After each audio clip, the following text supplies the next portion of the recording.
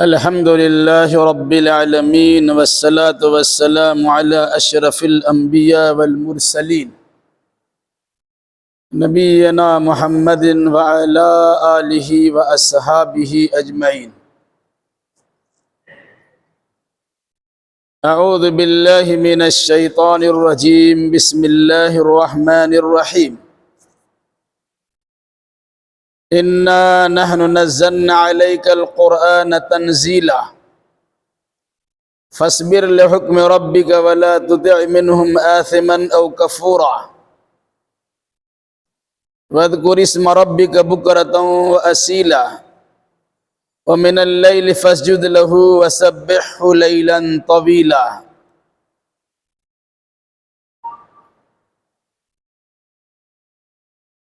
اس سے پہلے کی آیتوں میں اللہ کے نیک بندوں کے چند اوصاف بیان کیے گئے تھے اور ساتھ ساتھ عبادت گزار بندوں کی عبادتوں پر اللہ کی جانب سے ملنے والے جنتی انعام و اکرام کا بھی تذکرہ کیا گیا تھا.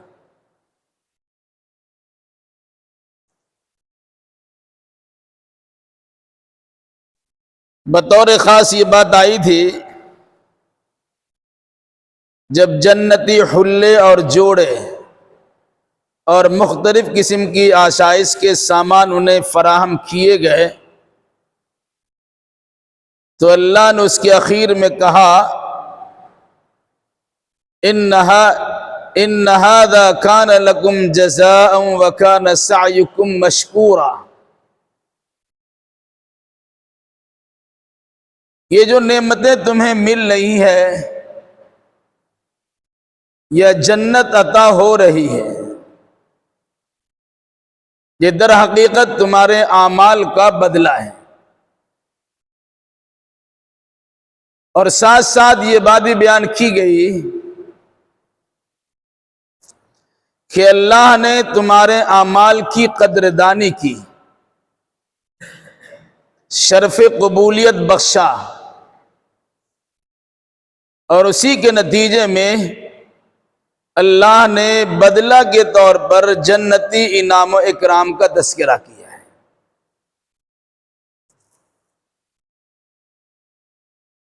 آگے کی آیتوں میں قرآن مقدس سے متعلق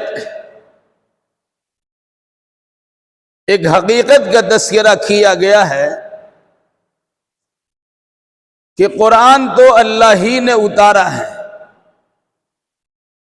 وہ چاہتا تو پورا قرآن یک بارگی اتار دیتا ہے.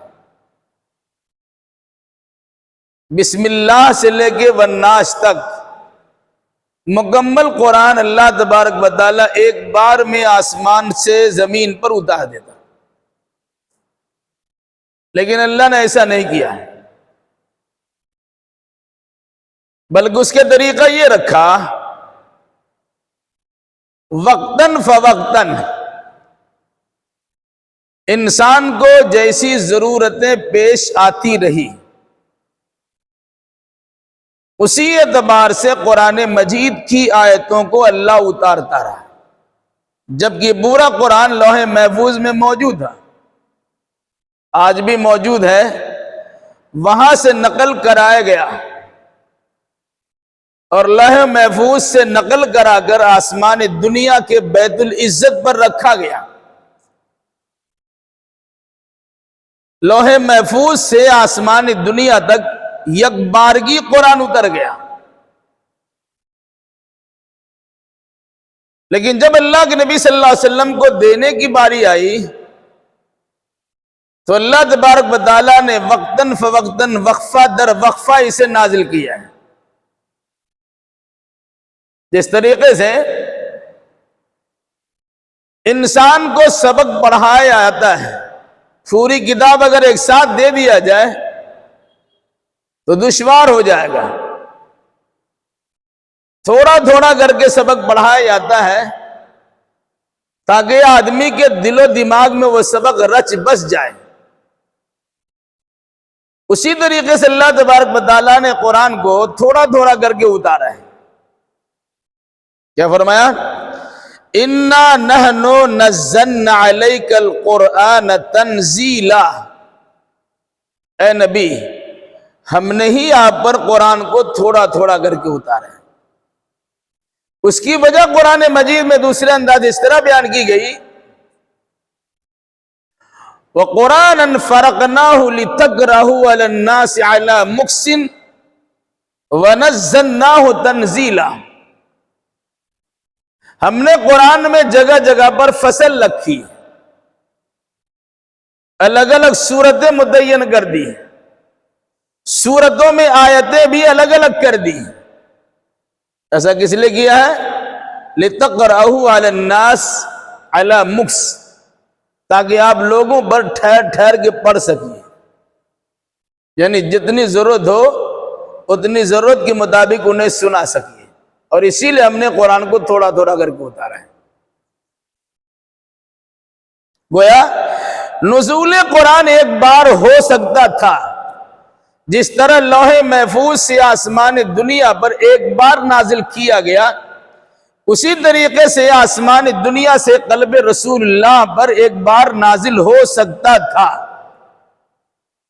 لیکن اس میں وہ فائدہ میسر نہیں ہوتا جو تھوڑا تھوڑا نازل کرنے کی صورت میں فائدہ حاصل ہوا ہے۔ دوسری بات، کفار و مشرکین کہا کرتے تھے کہ اس قرآن کو محمد نے گڑھ لیا ہے اور گھڑ کے بیان کر رہے ہیں، تو اللہ نے اس کے جواب دیا انہوں نے گھڑا نہیں ہے، یہ چاہتا تو جس طرح کوئی رائٹر و مصنف کوئی کتاب لکھتا ہے اس طرح پوری کتاب نکال کے پھینک پیش کر دیتے، لیکن ان کے اختیار میں تو ہے ہی نہیں، ان کو عطا پتہ بھی نہیں کہ کتاب کیا چیز ہوتی ہے، خود ان کو لکھنا پڑھنا بھی نہیں آتا ہے۔ یہ اللہ تبارک و تعالیٰ نے محمد الرسول اللہ پر قرآن کو بطور معجزہ کے نازل کر دیا ہے۔ ایک ایسا انسان جسے دیکھ کر لکھنا پڑھنا نہیں آتا، ان کی زبان سے قرآن کے ایسے الفاظ صادر ہو رہے نکل رہے ہیں کہ پوری دنیا اس کے سامنے گھٹنے ٹیکنے پر مجبور ہے۔ اس لیے قرآن نے کہا جب ان کو ضرورت پڑتی تب اللہ تبارک و تعالیٰ ان کی رہنمائی کے لیے قرآن مقدس کی آیتیں نازل کر دیتا، اس لیے تھوڑا تھوڑا کر کے قرآن اتارا گیا۔ فَاصْبِرْ لِحُكْمِ رَبِّكَ وَلَا تُطِعْ مِنْهُمْ آثِمًا أَوْ كَفُورًا، بس اے نبی اپنے رب کے حکم پر جمے رہیے۔ ایک معنی تو یہ کیا گیا کہ جو پیغام آپ کے پاس آپ کے رب کی جانب سے اتر رہا ہے اب اس پر ثابت قدم رہیے، ٹس سے مس مت ہوئیے، چاہے دنیا جتنی آپ کی مخالفت کرے اس کی پرواہ نہ کیجیے، بلکہ جو پیغام آپ کو دیا گیا اس پر جمے رہیے، ثابت قدم رہیے۔ دوسرا، اگر ان کفار و مشرکین کی جانب سے دل خراش جملے سننے کو ملتے ہیں، ایسے جملے جس سے کلیجہ چھلنی ہو جائے، تب بھی آپ اس پر ثابت قدم بھی رہیے اور اپنے رب کے فیصلے کے آنے کا انتظار کیجیے۔ مطلب اپنی جانب سے کچھ کرنے کے بجائے اللہ کا انتظار کیجیے، یا تو ان دشمنوں کو اللہ ہلاک کر دے گا یا اللہ تبارک و تعالی ان دشمنوں کو ایمان کی دولت سے مالا مال کر دے گا۔ فرمایا فَاصْبِرْ لِحُكْمِ رَبِّكَ، اپنے رب کے فرمان پر ثابت قدم رہیے یا اپنے رب کے فیصلے کے انتظار میں رہیے۔ وَلَا تُطِعْ مِنْهُمْ آثِمًا أَوْ كَفُورًا، اور ان میں سے جو گناہ گار ہے یا ناشکرہ و کافر ہے ان کی پیروی نہ کیجیے۔ ہوتا کیا ہے، ایک حق بولنے والے انسان کو دبانے کے لیے بہت سے لوگ کھڑے ہو جاتے ہیں، تو گنہگار بھی ہے، اللہ کی نعمتوں کا نافرمان بھی ہے۔ ان کی خواہش ہوتی ہے کہ جس طرح ہم گناہ کرتے ہیں یا اللہ کی نافرمانی کرتے ہیں، یہ حق کا داعی بھی گنہگار بن جائے یا اللہ کی نعمت کی ناقدری کر کے ناشکرا اور کافر بن جائے۔ اگر یہ کفار و مشرکین آپ کے سامنے دھوس جمانے کے لیے، ڈرانے دھمکانے کے لیے، اپنا روب جمانے کے لیے آپ سے اپنی بات منوانا چاہتے ہو، آپ کسی صورت میں ان کی بات نہ مانیے۔ یا اگر کسی قسم کا لالچ آپ کو دینا چاہے، عہدہ و منصب کا لالچ ہو، مال و دولت کا لالچ ہو، یا کسی اور قسم کا لالچ ہو، آپ ان کی چکر میں پڑ کر اللہ کی بات پر عمل پیرا ہونے سے باز نہ آئیے، بلکہ جو پیغام اللہ نے آپ کو دیا ہے اسے پہنچاتے رہیے۔ بعد مفسرین نے تفسیر لکھی کہ کفار و مشرکین کی جانب سے اللہ کے نبی صلی اللہ علیہ وسلم کی خدمت میں پیشکش رکھا گیا، اگر آپ کو سرداری چاہیے تو ہم آپ کو عرب کا سردار بنا دیتے ہیں، اب اس قسم کی باتیں بیان کرنے سے رک جائیے۔ اگر آپ چاہتے ہیں کہ مال و دولت کا انبار آپ کی خدمت میں لگا دیا جائے تو مال و دولت بھی آپ کی بارگاہ میں پیش کرتے ہیں، آپ حق بات کے بیان کرنے سے گریز کیجیے۔ یا اگر آپ چاہتے ہیں کہ مکہ کی کسی شریف ترین اور امیر ترین عورت سے شادی کرنا تو ہم آپ کی خدمت میں ایسی لڑکی بھی پیش کر سکتے ہیں، آپ ان سے اپنی زندگی بسر کیجیے، لیکن آپ حق بولنے سے بعد آ جائیے۔ اسی پر قرآن نے کہا وَلَا تُطِعْ مِنْهُمْ آثِمًا أَوْ كَفُورًا، ان میں سے کسی گنہگار اور ناشکرے کی بات نہ مانیے، جس کام کے لیے آپ کو مامور و متعین کیا گیا ہے اب اس کام میں لگے رہیے۔ اولاً تو ثابت قدم رہیے، جمے اور ڈٹے رہیے، اور اگر ایسا کرنے کے ساتھ پریشانی ہوتی ہے تو آپ اللہ کے فیصلے کا بھی انتظار کیجئے، یا تو اللہ آپ کے مخالفین کو آپ کا موافق بنا دے گا، یا پھر اللہ تبارک و تعالیٰ انہیں روئے زمین سے ملیا میٹ کر دے گا، نسیہ منسیہ کر کے ختم ہی کر دے گا۔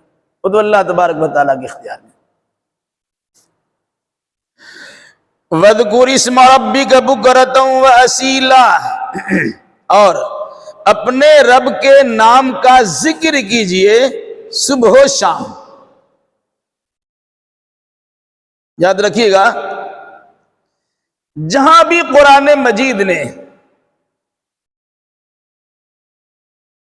ثبات قدمی کی تعلیم دی ہے، دین و ایمان پر ثابت قدم رہنے کا حکم دیا ہے، یا اللہ کے فیصلہ کے انتظار کی تاکید کی ہے، تو ایک جانب مخالفین کی باتوں میں نہ پڑنے کا حکم دیا گیا ہے، تو دوسری جانب یہ طاقت و قوت آپ کے اندر کہاں سے پیدا ہوگی کہ آپ باطل کا مقابلہ کر سکے؟ تو اس کے لیے اللہ نے بار بار اللہ کا نام لینے اور ذکر و اذکار کرنے کا حکم دیا گیا۔ کیوں دیا؟ کہ ان کا مقابلہ کرنے کے لیے اسپرٹ اور پاور آپ کو اللہ کے یہاں سے ملے گا۔ ساری دنیا آپ کی مخالف ہے، ایک طرف اکیلے آپ کھڑے ہیں، دوسرے طرف سارے لوگ آپ کے مقابلے میں کھڑے ہیں، ان کا مقابلہ کرنا آپ کے بس کی باہر کی بات ہے۔ اس لیے آپ اللہ تبارک و تعالیٰ سے لو لگائیے، اللہ کے نام کا مالا جپیے، اللہ کا نام کا بار بار تذکرہ کیجئے، اللہ کی جانب سے یہ طاقت و قوت آپ کو فراہم کی جائے گی کہ اکیلا سب کا مقابلہ کر سکتے ہیں۔ فرمایا وَاذْكُرِ اسْمَ رَبِّكَ، اپنے رب کے نام کا ذکر کیجئے، یعنی اپنے رب کا نام بار بار لیجئے۔ بلکہ حالت جنگ میں اللہ نے فرمایا کہ حالت جنگ میں بھی اگر میدان کارزار میں دشمن کے آمنے سامنے کھڑے ہیں، وہاں بھی اللہ نے کہا وَاذْكُرُوا اللَّهَ كَثِيرًا لَعَلَّكُمْ تُفْلِحُونَ، بار بار اللہ کا نام لیے تاکہ تم کامیاب ہو جاؤ. یہ اہل ایمان کو اللہ تبارک و تعالیٰ نے باضابطہ حکم دیا ہے. یہاں بھی اللہ کے نبی صلی اللہ علیہ وسلم کو مخاطب کیا گیا، لیکن آپ کی وساطت سے، آپ کے ذریعے سے آپ کے پیروکاروں کو اور امت کے افراد کو یہ تعلیم دی گئی ہے کہ اگر آپ کسی کا مقابلہ کرنا چاہتے ہیں تو اللہ سے غافل ہو کے مقابلہ نہ کیجیے، ورنہ آپ کے اندر طاقت و توانائی نہیں ہوگی ان کے مقابلہ کرنے کی. اگر مقابلہ کرنا ہی ہے تو اللہ تبارک و تعالیٰ پہ بھروسہ کیجیے اور بار بار اللہ کا نام لیجیے. بکرتوں و اصیلا، صبح و شام، طلوع فجر سے لے کر سورج کے نکلنے یا اس کے کچھ دیر بعد تک جو اوقات ہوتے ہیں اسے بکرا کے لفظ سے استعمال کیا جاتا ہے. اور سورج کے زوال، ظہر کے بعد زوال شمس سے لے کر سورج کے غروب ہونے کے تک جو وقت ہوتا ہے اس کو قرآن مجید نے اصیلا سے تعبیر کیا ہے. یعنی صبح سے لے کے دوپہر تک اور دوپہر سے لے کے صبح تک اللہ تبارک و تعالیٰ کا نام لیجیے. یہاں نام لینے سے مراد نماز پڑھنا بھی بات مفسر نے بیان کیا ہے، اس میں فجر، ظہر، عصر شامل ہے. اور پھر اس کے بعد جو کہا وَمِنَ اللَّيْلِ فَاسْجُدْ لَهُ، اور رات کے حصے میں بھی اللہ کی بارگاہ میں سجدہ کیجئے. اس سے مغرب و عشاء شامل ہے. وَسَبِّحُوا لَيْلًا طَوِيلًا، اور رات کے لمبے حصے میں بھی اللہ کی تسبیح بیان کیجئے. اس سے مراد تسبیح کی نماز ہے. سورہ مزمل میں اس کا تذکرہ گزر چکا ہے، سورہ مزمل میں اس کی تفسیر گزر چکی ہے. یا ایھا المزمل قم اللیل الا قلیلا، رات میں جاگیے مگر تھوڑا سو جائیے. بعد جب اس کے بعد ہے تھوڑا سوئیے اور زیادہ جاگیے. کہا آدھی رات سوئیے، آدھی رات جا کر اللہ کی بندگی کیجیے. یہ آپ کے اوپر سہولت کے طور پر ہے. فرمایا اللہ تبارک و تعالیٰ نے کہ صبح و شام اپنے رب کا نام لیجئے اور رات کی گھڑی میں بھی اپنے رب کے لیے سجدہ کیجئے، اور رات کے طویل اور لمبے وقفہ میں اللہ تبارک و تعالیٰ کی تسبیح کیجئے، ذکر و اذکار کیجئے، دعا و مناجات کیجئے، اللہ تبارک و تعالیٰ کا نام لیجئے. مطلب کیا ہوا؟ اپنے مخالفین سے مقابلہ کرنے کے لیے آپ کو اللہ کا سہارا چاہیے. اگر آپ نے اللہ کو بھی چھوڑ دیا ہے اور مخالفین سے خود لڑنے کے لیے تیار ہے تو کامیابی اور غلبہ آپ کو میسر نہیں ہوگا. اگر آپ کامیابی چاہتے ہیں پوری دنیا کی پرواہ کیے بغیر ان کے مقابلے کے لیے کھڑے ہو جائیے، لیکن قوت و طاقت کے حصول کے لیے اللہ تبارک و تعالیٰ کا نام بار بار لیجئے. صبح و شام یعنی رات و دن اللہ کا نام لیجئے. ہم وقت اللہ تبارک و تعالیٰ سے رشتہ جوڑی رکھیے.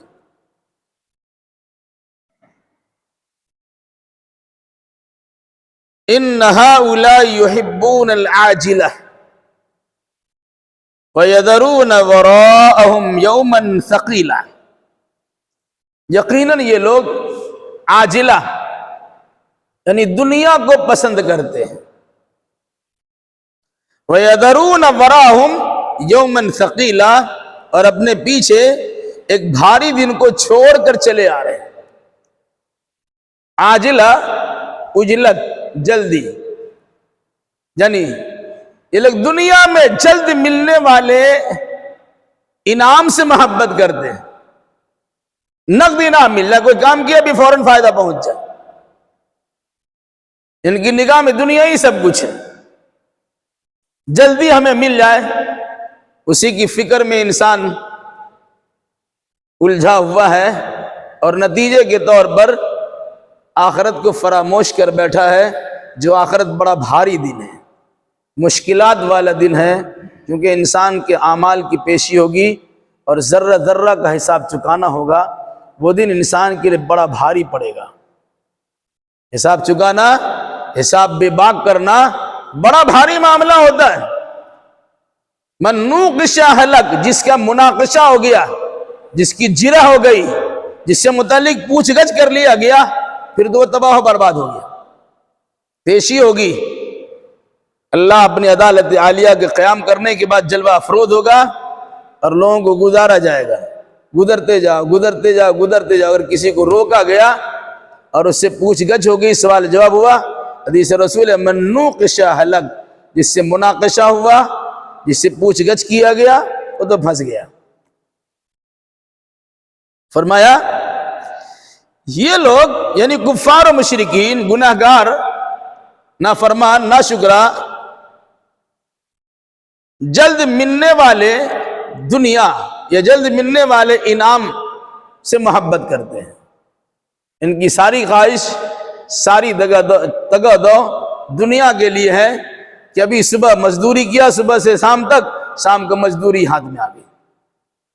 اسی طرح انسان سوچتا ہے دنیا میں کچھ کیا فوراً مل جائے۔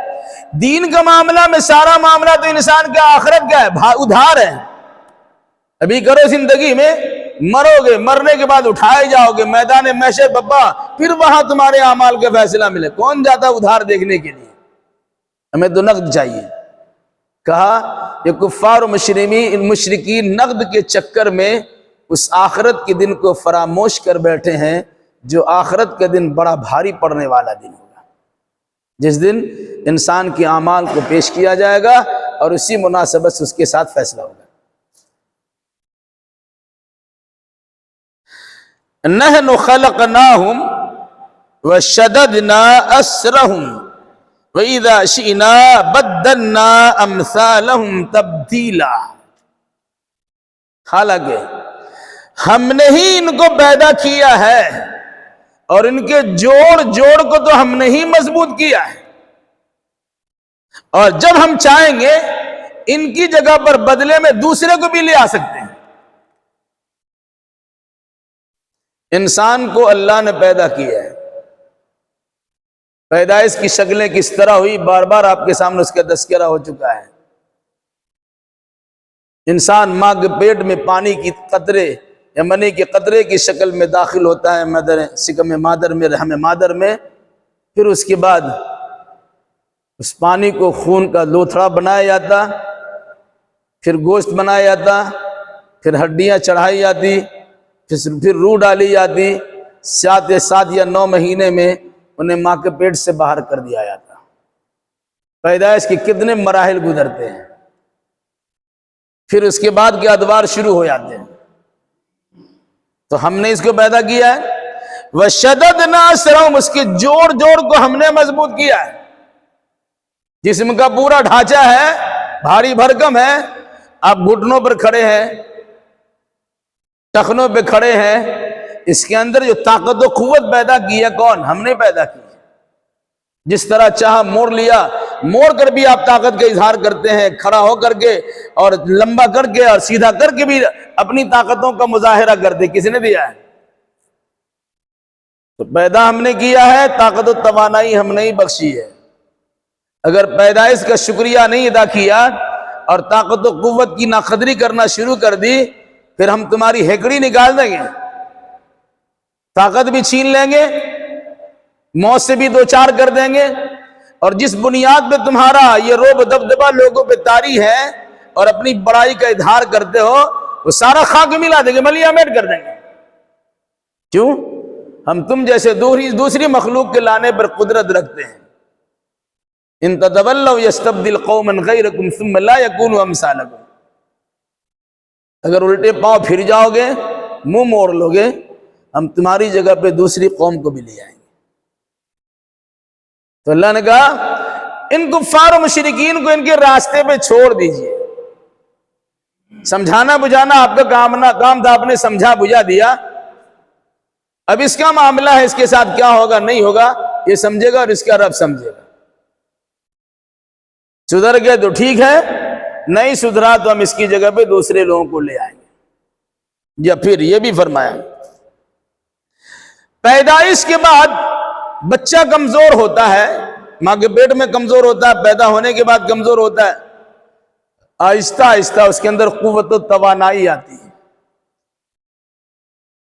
ان قوتوں کا استعمال اللہ کی بندگی میں ہونا چاہیے، اللہ کی نعمتوں کی قدردانی اور شکر گزاری میں ہونا چاہیے۔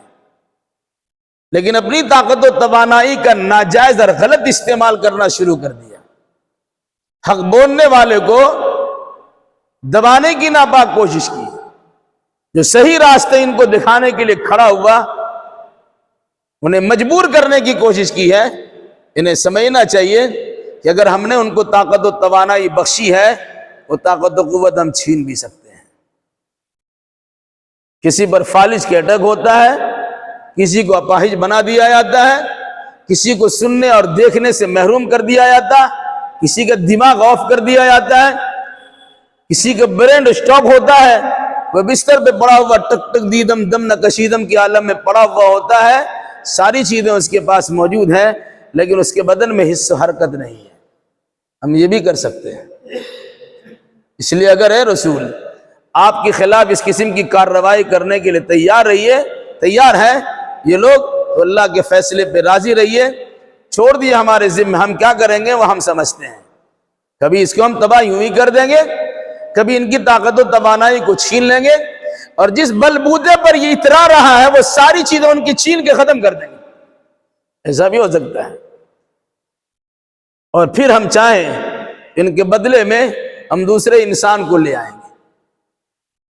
یا پھر جب ہم چاہتے ہیں انسان کی جسم میں تبدیلی کرتے چلے جاتے ہیں. دیکھیے بچہ تھا، اس کی شکل و صورت الگ انداز کی ہوتی ہے، کچھ بڑا ہوتا ہے شکل میں تبدیلی آ جاتی ہے، کچھ جوان ہوتا ہے طاقتور توانا ہوتا ہے، جسمانی اعتبار سے مضبوط ہوتا ہے، اس کے اندر بدلاؤ الگ آ جاتا ہے. اور جو ہی 40 سال کے بعد پھر گراوٹ کی شکل ہوتی ہے تو انسان پھر بڈھا ہونے کی صورت میں وہ جوانی کو کھو بیٹھتا ہے، طاقت و توانائی سے محروم ہو کر پھر کمزور بن جاتا ہے. یہ تو ہم بار بار جب چاہے کرتے رہتے، ہمارے اختیار میں، ان کے پاس تو کچھ ہے ہی نہیں. اور اگر ایسا نہیں بھی ہوا تو صورتحال یہ ہوگی ہم اسے ختم کر کے ان کی جگہ پہ دوسرے کو لے آئیں گے. اور اخیر مفہوم یہ بھی بیان کیا گیا ہے کہ پھر جب انہیں دو چار کریں گے موت سے اور میدان محشر میں ان کی ہی شکل میں انہیں اٹھائیں گے، یا ان کو جس شکل میں ہم چاہیں گے اس شکل میں اٹھا کر ان کے ساتھ حساب کتاب کا معاملہ کر لیں گے. اس لیے اے نبی اپنا کام جاری رکھیے، اللہ کے پیغام پہ ثابت قدم رکھیے، لوگوں کو سمجھاتے بجھاتے رہیے اور اللہ کے فیصلے کے انتظار میں لگے رہیے. ان هذه تذکرہ، یقیناً یہ ایک نصیحت ہے، یاد دہانی ہے. فمن شاء اتخذ الى ربه سبیلا، تو جو چاہے اپنے رب کا راستہ اختیار کر لے. یعنی قرآن کے ذریعے سے ہم انسان کو نصیحت کر رہے ہیں. یہ نصیحت نامہ ہے، یہ ہدایت نامہ ہے، یہ یاد کرانے والی چیز ہے. اب یہ انسان اپنا سبق بھول گیا تھا، اپنا وعدہ فراموش کر بیٹھا تھا، اسی کو یاد دلانے کے لیے کتاب آئی ہے، یہ قرآن آیا ہے.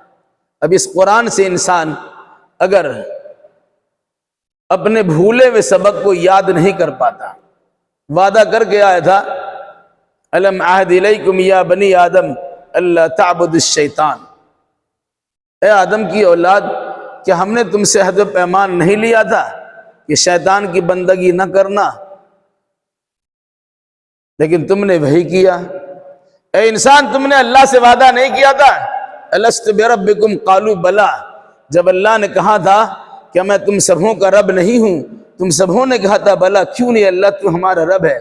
یہ جو بھول گیا دنیا میں آ کر اللہ کے علاوہ کسی اور کو رب بنا لیا اور اللہ کی بندگی کرنے کے بجائے کسی اور کی پوجا پاٹ کرنا شروع کر دیا، یہ جو بھول گئے ہو اسی بھول کو یاد دلانے کے لیے قرآن بھیجا گیا ہے.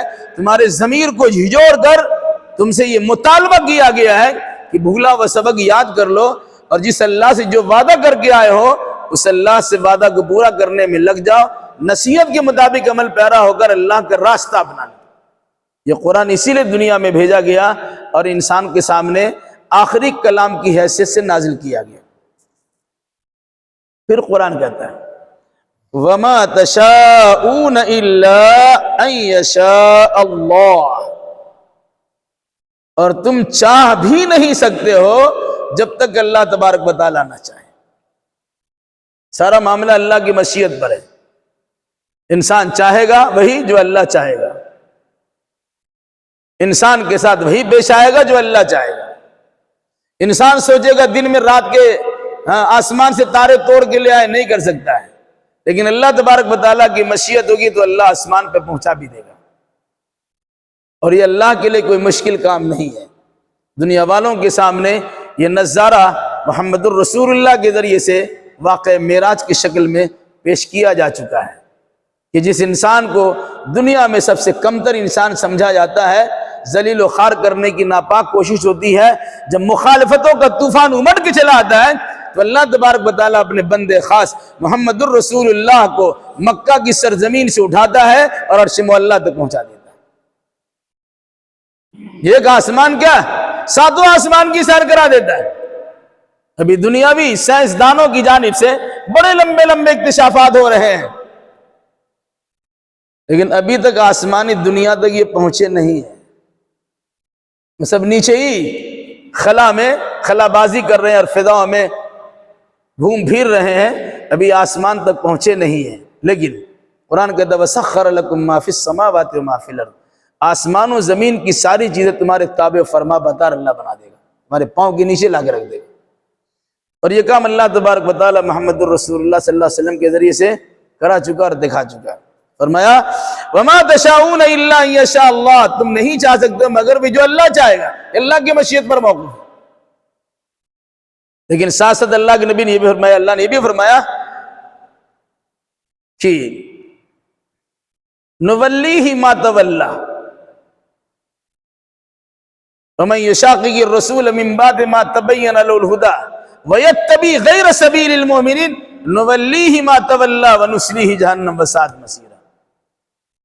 یہ بھی اللہ نے فرمایا فَمَن شَاءَ فَلْيُؤْمِنْ فَمَن شَاءَ فَلْيَكْفُرْ، ہدایت و ضلالت کے دونوں راستے دکھا دیے، جنت اور جہنم کے دونوں منظر پیش کر دیا، کہا ایمان اور کفر کے دونوں طریقے دکھلا دیا، کہا جو چاہے جو اختیار کر لے، انسان کو اختیار کرنے کا اختیار دیا گیا، چوز کرنے کا اختیار دیا گیا، تو جدھر رخ کرے گا انسان اللہ ادھر ہی کا راستہ ہموار کر دے گا۔ اگر آپ نیکی کا راستہ چاہیں گے اللہ آپ کو نیکی کا راستہ دکھا دے گا، اگر آپ بدی کا راستہ چاہیں گے تو اللہ برائی کے دلدل میں تمہیں ڈھکیل کے رکھ دے گا۔ ان اللہ کان علیما حکیما، بے شک اللہ بڑا علم والا اور بڑی حکمت والا ہے۔ علم کے مطابق اللہ فیصلہ کر سکتا ہے، جانتا ہے کہ یہ ایمان قبول کرے گا یہ اسلام قبول نہیں کرے گا، یہ جنتی اور یہ جہنمی ہے، جانتا ہے، فیصلہ کر سکتا ہے۔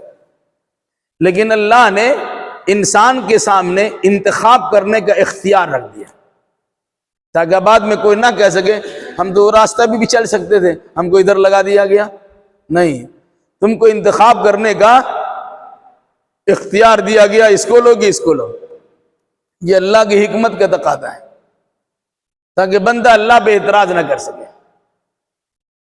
چونکہ اللہ تبارک و تعالی علیم و حکیم ہے، اس لیے یدخل من یشاء فی رحمتی، اللہ جسے چاہتا ہے اپنی رحمت میں داخل کر دیتا ہے، والظالمین اعد لهم عذابا الیما، اور ظالموں کے لیے اللہ نے دردناک عذاب تیار کر رکھا ہے۔ اللہ جانتا ہے کہ اس کے لیے جنت مناسب ہے، جنت دے دیا۔ یہاں رحمت سے مراد یدخل من یشاء فی رحمتی، اللہ جسے چاہتا اپنی رحمت میں داخل کرے گا، مراد جنت میں داخل کرے گا۔ یہ وہ اعمال جو رحمت پر مشتمل ہے، جس کے نتیجے میں جنت ملنے والی ہے، اللہ اس کی توفیق مرحمت فرما دیتا ہے۔ والظالمین اعد لهم عذابا الیما، اور اللہ جس کے بارے میں جانتا ہے کہ اس کی زندگی ظلم بربریت پہ گزرنے والی ہے، یہ جنت کی خوشگوار ماحول کو بھی پراگندہ کر دینے کی اس کے اندر خوب آئی آتی ہے، اللہ ایسے انسان کو جنت سے محروم کرے گا اور جہنم میں داخل کرے گا۔ ظالموں کے لیے اللہ نے دردناک عذاب تیار کر رکھا ہے۔ اب فیصلہ ہمارے اختیار میں ہے۔ قرآن مجید نے انسان کی تخلیق کا تذکرہ کیا، بے شمار نعمتوں سے ان سے نوازا ہے، جسمانی ساخت اور بناوٹ کے اعتبار سے سب سے خوبصورت بنایا ہے، جوڑ جوڑ میں طاقت و توانائی بھی رکھی ہے، انسان کو مختلف قسم کی فکر سے اور فکری خوبیوں سے آراستہ و پیراستہ بھی کیا ہے، بصیرت و بصارت بھی دی ہے، قوت سماعت بھی دی ہے، قوت شامہ سونگنے کی صلاحیت بھی دی ہے، احساس کرنے کی طاقت و توانائی بھی دی ہے، جیواں دماغ بھی رکھا ہے کہ ساری نعمتوں سے اللہ نے نوازا ہے، پھر حق اور ناحق کے راستے انہیں سجھائے ہیں اور اختیار کرنے کا یا انتخاب کرنے کا انہیں اختیار دیا ہے۔ اب انسان جس اعتبار سے زندگی گزارے گا اس اعتبار سے اللہ تبارک و تعالیٰ اس کے ساتھ فیصلہ کرے گا، تاکہ کوئی انسان اللہ پہ الزام نہ رکھ سکے کہ اللہ نے زبردستی کیا، اسے جہنم میں بھیج دیا، اللہ نے بڑا انعام کیا اور اسے جنت میں ڈال دیا، نہیں، بلکہ انسان کے سامنے اچھے برے عقائد و نظریات و اعمال رکھیں اور انسان کو اس کے مطابق عمل کرنے کا حکم دیا گیا۔ کسی نے اچھے اعمال کو بجا لایا، اللہ ان کے اعمال کی قدردانی کرتا ہے، اسے دنیا میں بھی نوازتا ہے اور آخرت میں بھی نوازے گا۔ اور جو انسان نعمتوں کی ناقدری کرتا ہے اور اللہ تبارک و تعالیٰ کی بندگی سے سرتابی کرتا ہے، ایسے انسان اللہ کی رحمتوں سے محروم ہوگا، اسے جہنم کا ایندھن بنا دیا جائے گا اور اس کی سزاؤں سے انہیں دوچار کیا جائے گا۔ اللہ ہمیں اور آپ پر جملہ مسلمانوں کو اپنی نعمت اور اپنی جنت سے مالا مال فرمائے اور ہر قسم کی خرابیوں سے اور خصوصاً جہنم سے ہمیں بچائے رکھے، آمین یا رب العالمین۔ یہاں پہ سورہ دہر ختم ہوئی، انشاءاللہ آئندہ سورۃ المرسلات کی تفسیر بیان کی جائے گی۔